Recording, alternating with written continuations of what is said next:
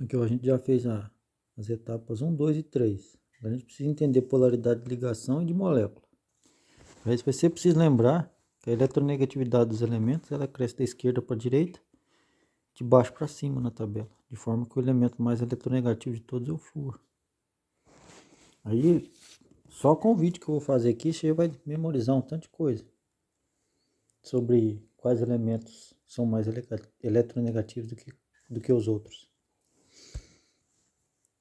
Onde tiver o flúor, por exemplo, você já sabe que ele é o campeão.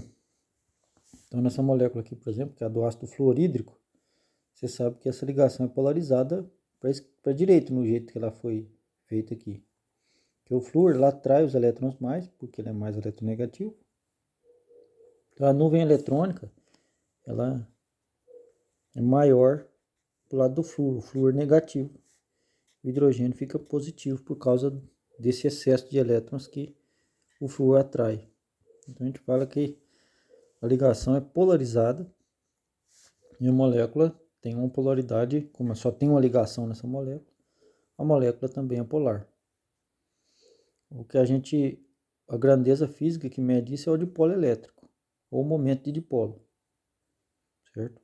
Já no caso da molécula HH, não tem polaridade, porque os dois átomos são idênticos, então, pertencem ao mesmo elemento, então a nuvem eletrônica é do mesmo tamanho. Então a gente fala que o momento de dipolo é zero, e essa molécula é apolar. Essa aqui é polar. Já essa daqui, embora tenha o flúor, como do outro lado tem outro flúor, é apolar também. Cai no mesmo caso dessa daqui. Acontece de ter uma molécula com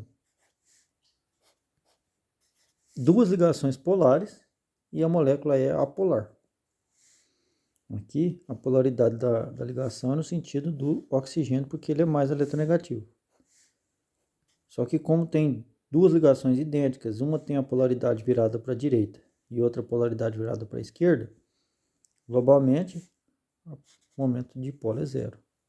Existe um momento de dipolo aqui, só que a gente está falando de duas coisas diferentes. Uma coisa é a polaridade da ligação. Essa ligação é polar, essa aqui também. Só que como a polaridade é dirigida em sentidos contrários, o momento de dipolo global da molécula, a soma desses dois é nulo. Então essa molécula é apolar. Certo? Não teria como a gente concluir isso sem saber que essa molécula é linear. E a gente sabe disso da hibridação do carbono, né? O carbono, se formar 4 simples é tetraédrico. Se formar uma dupla e duas simples é triangular, ou trigonal. E se formar dupla ou tripla simples, é linear. Aqui hibridação sp3, sp2 e sp. Certo? Agora vamos estudar um caso de molécula angular. Para ser angular, vamos pegar os exemplos clássicos. A água e esse daqui, ó. Quer ver? Vamos pegar o nitrogênio e o oxigênio. A molécula de água, o oxigênio vai completar o octeto fazendo uma ligação simples com cada hidrogênio, H2O. Os quatro grupos eletrônicos, esses daqui, 2, 3, 4, estão num formato tetraédrico. Só que como a ligação é feita apenas com dois desses grupos, sobra só um ângulo. Você tem que saber que esse ângulo é 104. E aqui a ligação é polarizada no sentido do oxigênio. A resultante aqui, ao contrário daqui, não é zero, porque aqui, como se fosse dois cavalos, um puxando para a esquerda, outro para a direita, com a mesma força. Já aqui não, aqui tem um resultante global para cima. Você pode imaginar dois cavalos também, um puxando para cá, outro para lá. Tem um resultante diferente de zero. Então a molécula de água ela é polar. E agora vamos pegar um exemplo do nitrogênio. Molécula de amônio. Ela tem um formato piramidal, porque esse par aqui não participa da ligação. Se fosse, no caso do ânion amônio, por exemplo, do cátion amônio, perdão, esse seria tetraédrico. A gente usou os 4 grupos para fazer ligação. Esse aqui fez dativo para o próton. Nesse caso da amônia, esse aqui não foi usado. Então aqui seria a geometria tetraédrica. E que a gente chama de geometria piramidal.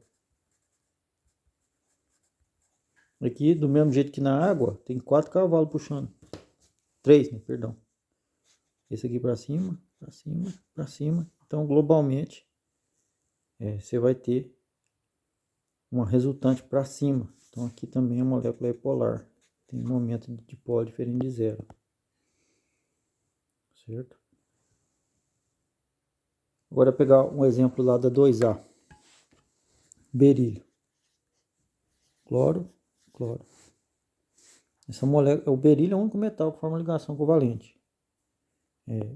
Que tem um comportamento diferente por causa de propriedades específicas a ele, que os outros metais não compartilham. Então esse metal aqui, ligar de forma linear, esse aqui você tem que lembrar, por isso que eu pedi para colocar os elétrons um do lado do outro assim. E o octeto dele, né, ou melhor, a estabilidade eletrônica é com 4 elétrons, não é com 8.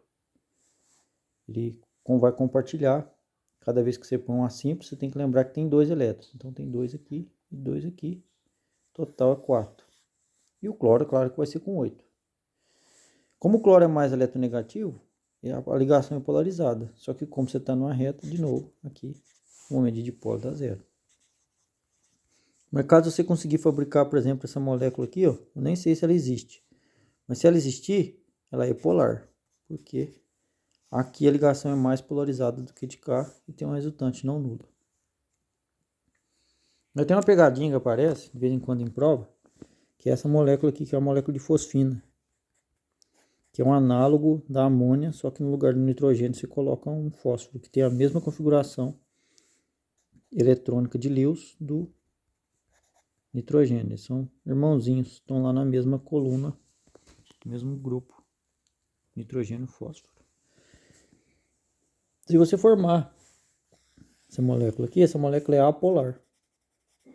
Era para ela ser polar, né? Só que acontece que a eletronegatividade do fósforo é muito próxima da do hidrogênio. Isso aqui não tem como você adivinhar, você tem que saber, tem que memorizar esse fato.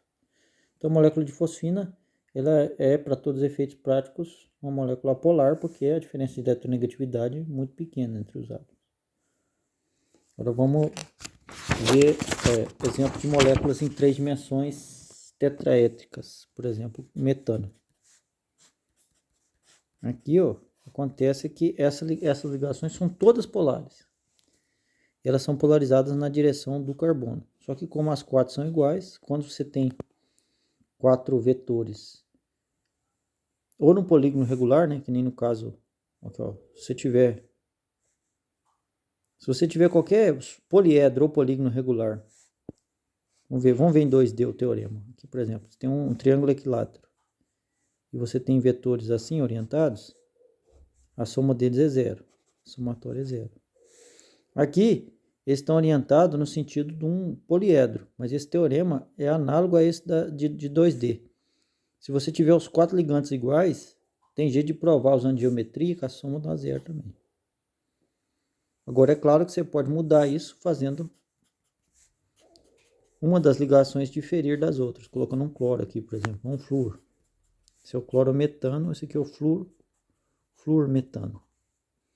Aí aqui, o momento de dipolo já é diferente de zero, porque você rompe esse equilíbrio que existe, que dá para provar, né? Eu não vou provar, basta você memorizar, que esses 3 vetores vão somar exatamente o contrário desse outro, o oposto. Esses 3 aqui de baixo, quando você soma eles, dá uma setinha que é exatamente o oposto dessa outra. Então, se você somar essas duas, dá zero. Já que não acontece isso, porque o cloro ele é muito mais eletronegativo do que o hidrogênio. A mesma coisa acontece com o flúor, certo? Aí, essa molécula, ela é polar, certo? Todas as ligações que tem nessa molécula são polares. Aqui, a regra assim, de um macetinho que você guarda, é que se for as 4 ligações iguais, ela é apolar. Por exemplo, vamos pegar o tetraclorometano. Nesse caso aqui, volta a ser apolar. Por quê? Porque as 4 ligações são iguais. Aí a mesma coisa que vale para hidrogênio vale para essa daqui. Se tiver os 4 ligantes flúor, mesma coisa. A geometria é a mesma, né? Então, aqui é o polar também. Então, isso aí já te dá um resuminho bom de todas as geometrias mais comuns, para você não se confundir na hora de estudar as ligações intermoleculares, que eu já vou fazer na próxima etapa.